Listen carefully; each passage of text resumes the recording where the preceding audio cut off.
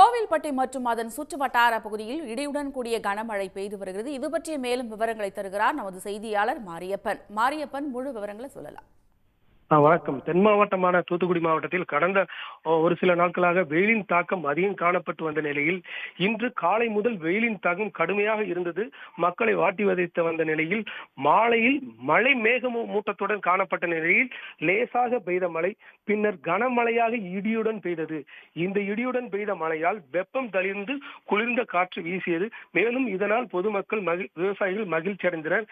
இதேபோல் கோவில்பட்டி சுற்றுவட்டார பகுதியான இனா மணியாச்சி, வானரமுட்டி, கழுகுமலை, நாலட்டிமுத்தூர், பாண்டவர் மங்கலம் சுற்றுவட்டார பகுதியில் பரவலாக தொடர்ந்து இடியுடன் கனமழை பெய்து வருகிறது. விவரங்களுக்கு நன்றி மாரியப்பன். உடனுக்குடன் செய்திகளை தெரிந்து கொள்ள சன் நியூஸ் பெல் ஐகானை கிளிக் பண்ணுங்க.